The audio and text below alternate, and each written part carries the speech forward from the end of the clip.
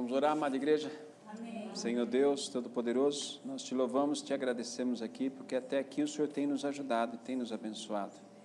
Pedimos que o Teu Santo Espírito continue a nos revelar a Tua Palavra, no compartilhar da passagem bíblica, que o Senhor possa estar falando nos nossos corações, nos dirigindo, nos orientando, nos curando, nos dando alívio e nos dando direção para continuar servindo ao Senhor no padrão bíblico, no padrão que Jesus Cristo fazia.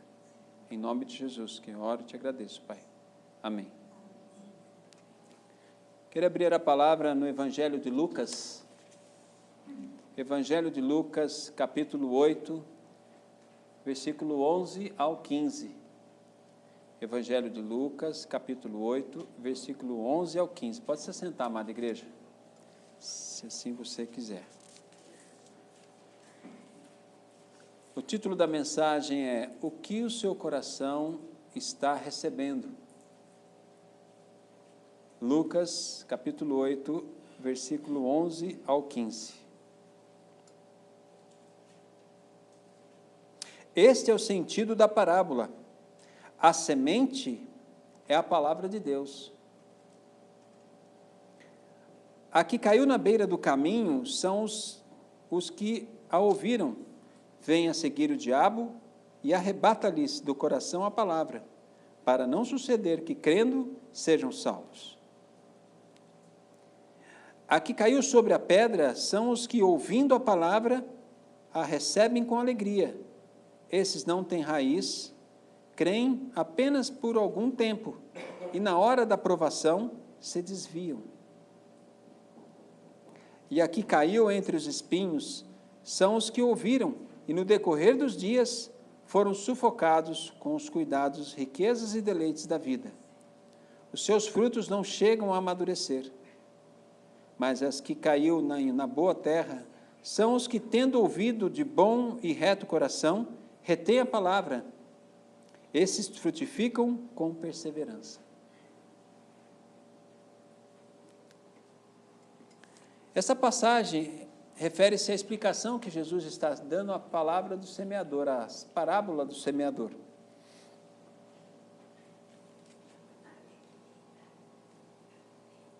E eu sinto de ler, deveria ter, acho que, começado por aí, né? A parábola do semeador, para a gente recordar, né? Porque Cristo explica a parábola, mas nada melhor do que lê-la, né? Aqui um pouquinho antes do capítulo 8, está no versículo 4 em diante. Afluindo uma grande multidão e vindo ter com ele gente de todas as cidades, disse Jesus por parábola: Eis que o semeador saiu a semear. E ao semear, uma parte caiu à beira do caminho, foi pisada e as aves do céu a comeram. Outra caiu sobre a pedra e, tendo crescido, secou por falta de umidade. Outra, porém, caiu no meio dos espinhos, e esses, ao crescerem com ela, a sufocaram. Outra, afinal, caiu em boa terra, cresceu e produziu, a 100 por 1, e disse isto, e clamou: Quem tem ouvidos para ouvir, ouça. A palavra do semeador fala sobre 4 sementes, 4 condições. A semente é a palavra de Deus, e a terra, os nossos corações. Percebemos aqui que a primeira semente caiu à beira do caminho e foi pisada e foi comida pelas aves. Ela representa o diabo, ela representa o mal. A segunda semente caiu sobre a pedra, só que a pedra não é terra. Então a semente não consegue fincar raiz, e assim ela seca quando vem o sol, ou as dificuldades da vida. A segunda semente representa o nosso coração, o ser humano. E a terceira semente até germina, porém os espinhos a sufocam, e assim ela representa o mundo.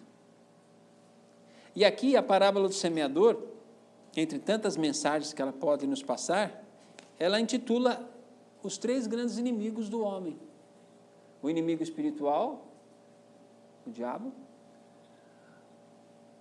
o inimigo carnal, que somos nós mesmos; com os nossos defeitos e limitações, e o mundo com os seus vícios, com os seus erros e deslizes, decaído também pelo pecado. De quem temos que nos defender primeiro?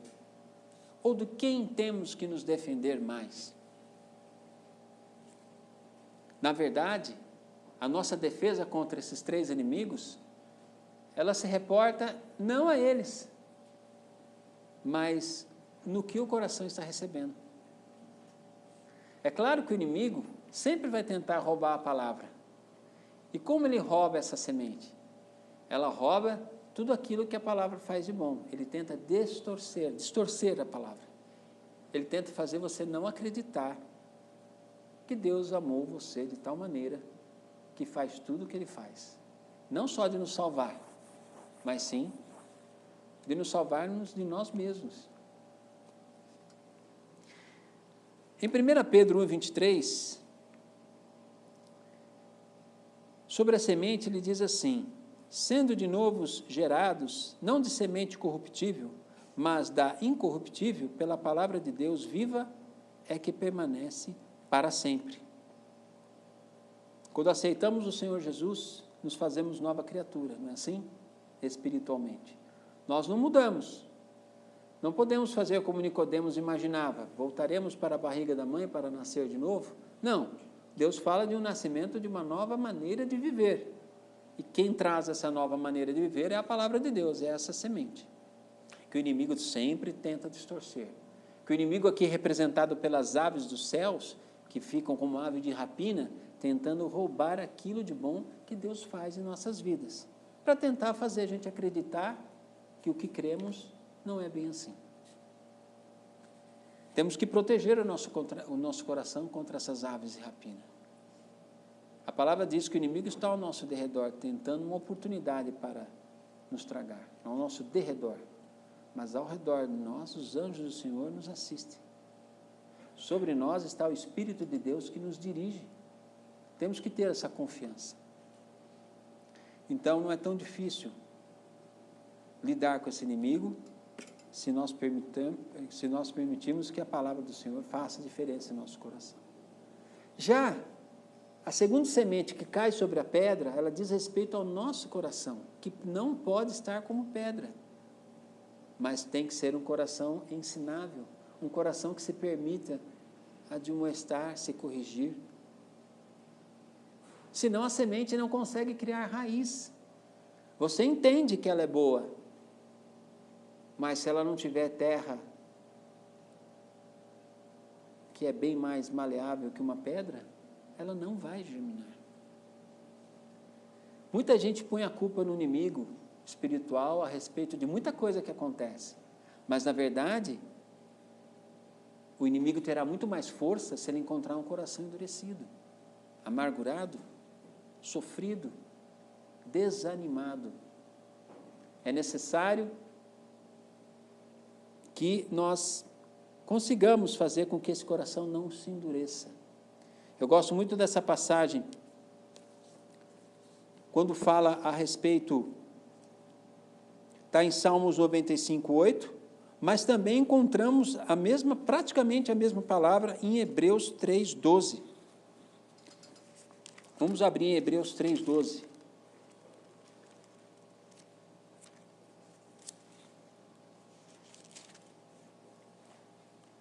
E assim diz: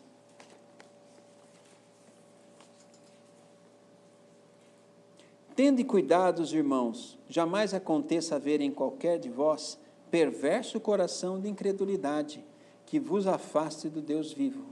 Pelo contrário, exortai-vos mutuamente cada dia durante o tempo que se chama hoje, a fim de que nenhum de vós seja endurecido pelo engano do pecado. Muito bom.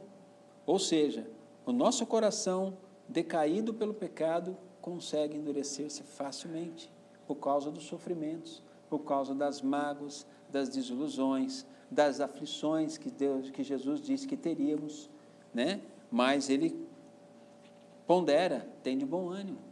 E como vamos conseguir esse ânimo? Buscando em Deus, buscando em sua palavra, buscando estar sempre colocando o coração e a mente cativos nele. Romanos 12:2 traz assim, né? Não vos conformeis com este mundo, não tome a forma do mundo, mas transformai-vos pela renovação da vossa mente. A mente está aqui, os olhos estão também. E as janelas das almas pega tudo e, se não filtrar pela palavra que deve permanecer em nós, cai no coração e endurece ele. Porque a vida é difícil. Se ficarmos assistindo às tragédias da vida todos os dias no jornal, das duas, para você se defender de tudo isso, ou você desfalece em dor e amargura, ou você endurece o coração, você ignora aquilo que não é seu mesmo, é do outro, mas aí você não cumpre a palavra em que diz, não cuida somente do que é teu, mas também se preocupa com a dor do outro. Como estabelecer um equilíbrio entre uma coisa e outra, não é verdade? Temos que prestar atenção no nosso coração e ver como ele está reagindo. A gente sabe quando existem coisas que estão endurecendo o nosso coração e que vão prejudicar nosso relacionamento com Deus e com o nosso próximo. Oremos a Deus para que isso mude. Se você tem que assistir menos jornal, assista menos jornal. Mas se você tem que ajudar o seu próximo, para que também você não estribe, você não se baseie no seu próprio entendimento, mas antes reconheça Deus em tudo, ajude o próximo. Carlos, mas se eu não estou tendo nem para mim, como é que eu posso dar o que eu não tenho? Pois é. O princípio da palavra de Deus é buscar o seu reino e sua justiça, e Ele acrescentará as demais coisas. Eu tenho vivido isso. Coisas que eram para dar certo e que estavam prontas para dar certo, de repente bloqueou. Em outro momento eu até ficaria desanimado. Dessa vez, como tenho colocado mais francamente Deus em determinadas coisas que um tempos atrás eu não estava colocando, parei, olhei para ele e falou, você não colocou no negócio? Se não está dando certo, aguarde. Mais tarde eu te digo se procede de mim ou não. Exerça a sua fé. Não endurece o coração não. Não fica triste porque não deu certo. E se não for para dar certo? Vou aguardar, Pai. Não era meu, não deu certo, não tem problema. Se tiver que dar certo, o Senhor vai me dar o sinal, o Senhor vai me dar a direção. Vou prosseguir. Vou buscar o teu reino que eu vou ganhar mais e depois eu sei que isso vai se resolver ou o Senhor vai me dar uma solução para aquilo. Chega uma hora na vida que você tem que usar a fé mais francamente, senão o coração endurece. Senão você perde a direção do que Deus está fazendo, aí a ave vem, pum, rouba aquela semente boa que está sendo plantada pela palavra, e você fica perdido achando que Deus está judiando de você, ou está te castigando por algo, ou você não merece aquilo. Não. Não é essa semente, a palavra de Deus não é essa semente. Ela frutifica, ela produz em progressão geométrica. 2 vira 4, 4 vira 8, 8 vira 12, 12 vira... Tudo vai se multiplicando assim de uma forma, nem sei se isso é progressão geométrica ou aritmética, mas enfim, deu para entender, né? A coisa aumenta assim gradativamente, multiplica, triplica, quadriplica e é assim. E as coisas têm o seu ritmo. Então, combatemos o inimigo com a palavra. Em Efésios 6,16 está escrito assim, embraçando o escudo da fé para deter dardos inflamados do maligno. Ele não nos toca, amém. 1 João está escrito isso, mas ele lança os seus dardos, ele lança confusão, ele lança dúvida na situação, na pessoa, ou em você mesmo, não interessa. Embraça o escudo da fé, a fé vem pela palavra de Deus, mantenha-se firme ali, prossiga. Michele guardou a fé. 7 chamadas? 6. 8 chamadas. Na última ali. Tenho certeza que você não perdeu a esperança. Você estava ali. Porque está na mão de Deus. Ela tinha feito tudo o que precisava para entrar na faculdade. Ela estava aguardando a chamada. Isso. Claro, ela poderia até ficar triste, talvez, por um momento. Mas ela sabia que se ela não fosse chamada, bom, vou continuar a minha caminhada. Deus é que sabe quando é. Mas ele a brindou, guardou a fé. Não permitiu que a semente fosse roubada pelo inimigo. Não se permitiu que o coração se endurecesse, mas se manteve ali, coração ensinável. E a terceira semente, que essa germina, ela não foi roubada pelas aves do céu, essa semente não teve o problema de não se enraizar, porque ela encontrou um coração com terra fértil, com terra boa, com terra não dura, seca, mas como pedra, mas um coração com uma terra boa. Só que também, ao germinar, não pode permitir que esse terceiro inimigo, que não é o inimigo espiritual e não somos nós, seja o mundo, com seus vícios, com suas vontades, com as suas tendências, nada voltada para a palavra de Deus ou para os atributos do Senhor.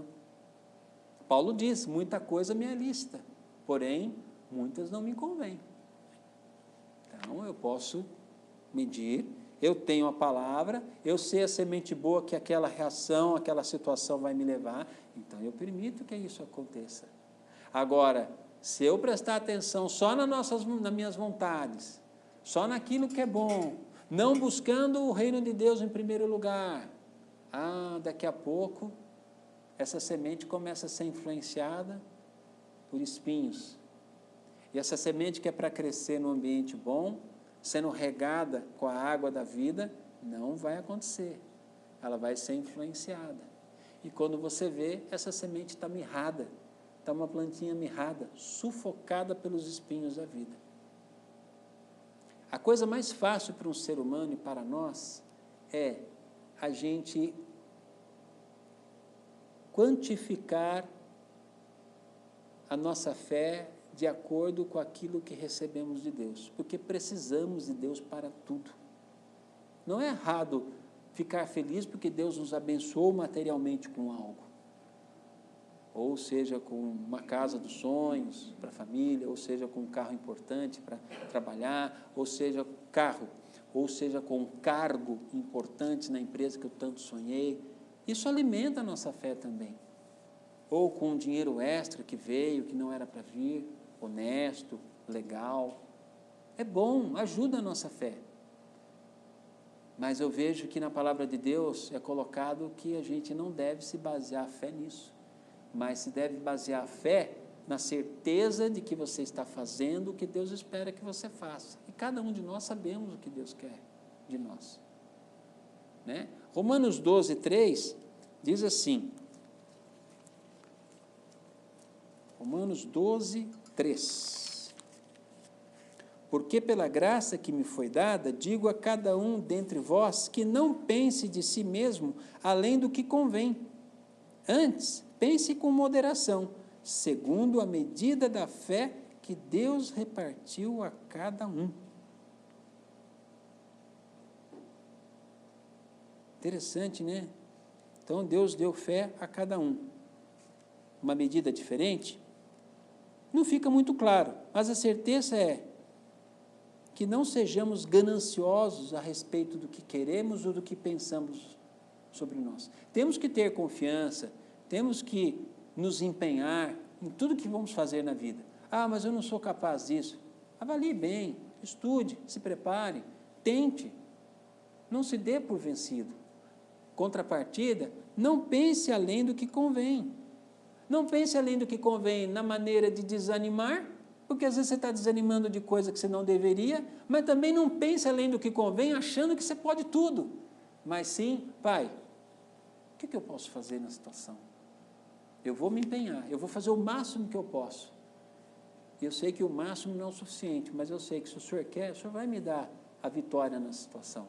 Seja num problema com um familiar, seja num problema no trabalho, seja num desafio perante a faculdade que quer fazer, ou o trabalho que quer adquirir, ou se já está no trabalho, ele quer vencer aquela dificuldade, porque ele está vendo que pode perder o emprego, então ele tem que vencer aquilo, ele vai se empenhar para não perder o trabalho, porque muita gente está procurando trabalho, mas tem muita gente que está com dificuldade de manter o trabalho. E Deus está falando aqui, não pense além do que convém, para que você não se ensoberbeça, mas também não pense além do que convém para baixo. Ninguém pensa nisso, né? Às vezes a gente está desanimando de coisa que Deus fala, mas por que você está desanimando? Onde está a sua fé? Então, porque você não conseguiu, porque eu não te dei, eu não te amo. Acho interessante uma vez um pai ensinar isso. Quando meu filho tira uma nota muito boa, eu não dou um presente maior do que eu posso. Quando meu filho não tira uma nota boa, eu não castigo ele severamente. Eu trabalho com a punição e o presente da mesma forma. Eu não posso ficar muito feliz porque ele tirou uma nota boa. Eu posso falar, pô filho, estou feliz porque você tirou uma nota boa. Mas eu não estou super feliz, porque é a sua obrigação estudar. Agora também, não condeno a cruz quando ele não vai bem, porque faz parte da vida ganhar e perder. Ele tem que saber trabalhar com perdas e com acertos. Achei interessante. Ele disse assim, eu não amo mais o meu filho porque ele tirou nota boa. Eu amo o meu filho e acabou. Porque quando ele não tira nota boa, eu não deixo de amá-lo. Então eu vou amar ele só quando ele acerta. Quando ele não acerta, eu vou odiá-lo. Você já pensou se Deus fosse assim? Estaríamos perdidos. É interessante isso. É diferente de você brindá-lo pelo esforço e você discipliná-lo pelo erro. O amor, ele é constante. Ele não oscila. Ele tem que ser sempre o amor. Ele supera o dar ou receber. E achei interessante. Deus é assim também. Você já pensou se Deus nos julgasse? Salmo 103, que você gosta tanto, Ulisses, é o que eu gosto também. Deus não julga segundo as nossas transgressões, mas sim sobre as suas infinitas misericórdias. Assim como um pai se compadece dos seus filhos, assim o Senhor se compadece daqueles que o amam e o temem. Na verdade, aqueles que o temem. Temer o Senhor é conhecer o Senhor, não é ter medo, viu? O temor do Senhor no Velho Testamento quer dizer a sabedoria no Senhor. E muitas vezes o temor do Senhor é ter medo mesmo, porque Deus deve ser respeitado. Mas na maioria das vezes o temor do Senhor é sabedoria no Senhor, é conhecer quem esse Deus é, o que Ele pode fazer e o como Ele deve ser respeitado. Então, se nessa terceira semente, se na primeira semente as aves dos céus tentam tirar o inimigo, a segunda semente, ela está crescendo num coração duro, esse coração não pode ficar duro, senão não cria raiz a palavra de Deus naquilo que Ele quer transformar e você não é transformado. A mente, mesmo tentando renovar, não consegue mudar o coração. E a terceira é essa semente que encontra o coração bom, ele cria raiz, mas aí os espinhos, as coisas de fora estão influenciando. É sinal que o padrão de vida precisa mudar. É incrível como eu vejo pessoas que caminham perto de mim, que me veem ali, servindo ao Senhor, e elas não querem. Falo, pai, o que está acontecendo? Os espinhos estão encobrindo. As coisas da vida, as vontades, os desejos de vitória, de sucesso profissional estão sendo mais importantes. Mas o primeiro momento que a saúde lhe faltar é o momento que eles pensam em mim. Mas também é o momento que eu não perco a oportunidade de mostrar o meu amor. Os espinhos podem matar as nossas sementes boas que a palavra planta em nosso coração. Esses espinhos são aquilo que mede o quanto você vai se dedicar a Deus ou o quanto você não vai. É um direito, e assim, um direito não, é uma liberdade que a pessoa tem de pensar. O tal do livre-arbítrio. Eu sempre penso que meu livre-arbítrio pode me trair. Então eu peço, pai, por favor, me ajuda, eu não estou conseguindo fazer como o Senhor quer. Eu sei que eu preciso me organizar mais nisso, mas naquilo eu já consegui. Eu já venci, eu já colhi o bom fruto disso. Coisas humanas, do dia a dia, da rotina, que fazem com que você tenha mais tempo e Deus tenha se manifestado. Naquilo que eu me organizei, no momento que eu não tinha espaço na minha agenda, no dia daquilo, Deus chega e fala, e aí, vamos louvar? Aí eu falo, puxa, pai, não tinha tempo para isso. E aí, vamos dar uma lidinha na minha palavra, quero falar com você. Para um pouquinho, ora para o irmão, não sei o quê, tal, ok. Mas não tinha espaço, porque estava tudo tomado pelas necessidades da vida, pela sobrevivência.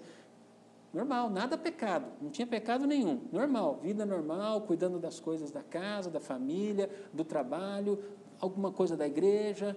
Mas estava tão repleto, tão meio bagunçado assim, porque tem hora que bagunça mesmo, né? A gente está tentando, vai surgindo as emergências. Aí Deus falou, oh, põe ordem nisso, que senão você vai se perder. Ó, os espinhos da vida vão cobrir você, daqui a pouco você não está nem entendendo quando é que eu que estou falando, e quando é a tua consciência, e quando é o outro jogando a seta.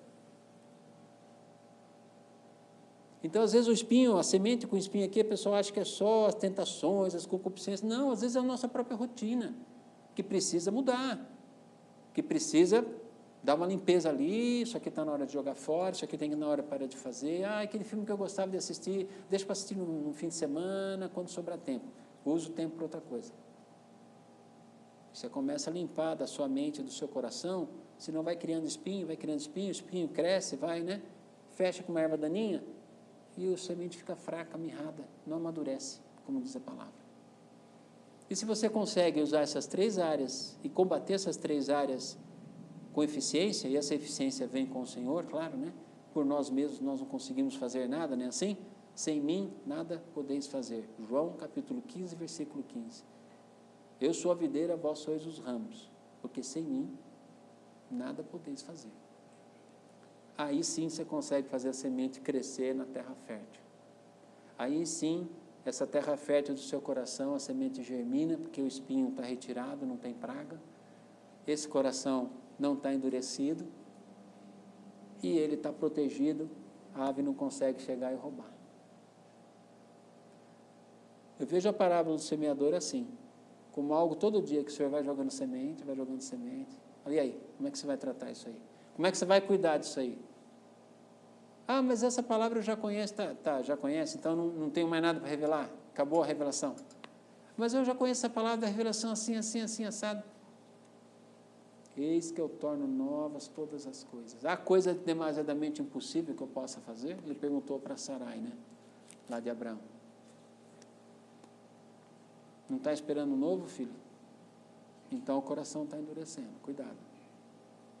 Não está cuidando daquilo que eu te dei, ou a vida que eu te dei, você não está dando uma reciclada, vendo o que pode mudar, o que pode melhorar, o espinho vai tomar conta.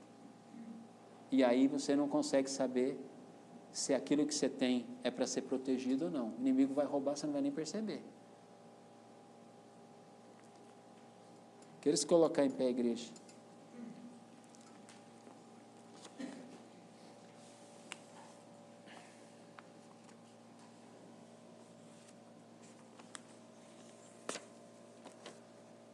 Mateus 6, para encerrar, 22, 23, diz assim sobre os olhos.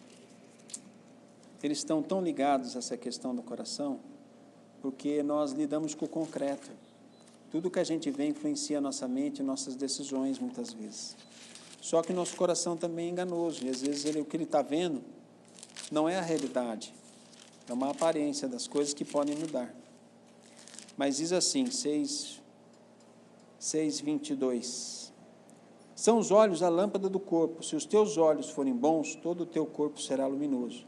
Se, porém, os teus olhos forem maus, todo o teu corpo estará em trevas. Portanto, caso a luz que em ti há sejam trevas, que grandes trevas serão?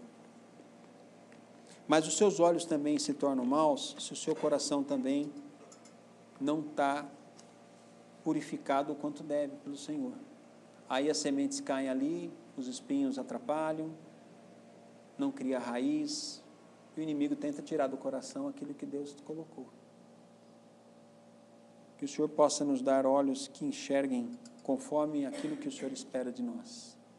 Amém? Pai Todo-Poderoso, peço a Ti, Pai, que as sementes da Tua palavra que estão no nosso coração possam germinar em terra fértil.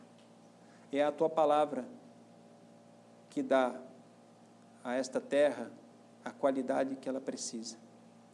É ela que transforma nossos corações e faz com que a gente possa funcionar na vida e Te representar da forma que o Senhor espera de nós. Sei porque nós continuamos sendo falhos, porque somos humanos, mas Te louvamos porque Jesus Cristo viveu, morreu e ressuscitou esta vida para que pudéssemos ressuscitar através deles. E hoje a gente entra em novidade de vida. E as nossas atitudes, os nossos pensamentos, nossas palavras têm que condizer com isso. Eu peço que o Senhor nos ajude a estar realmente prestando atenção quando o inimigo tenta nos roubar aquilo que o Senhor nos dá, quando nós mesmos nos permitimos, devido às dificuldades da vida, desanimar perante as coisas que temos que enfrentar, esquecendo muitas vezes que é o Senhor quem cuida e nos dá a solução de tudo. E também, Pai, nos atentando para quando algo externo está roubando aquele momento que deveria ser só seu, ou algo externo que está evitando que a gente possa ser bênção na vida de outras pessoas. Que a Tua palavra possa germinar no nosso coração, para que possamos exercer o fruto do Espírito como se deve. Em nome de Jesus, Pai. Amém.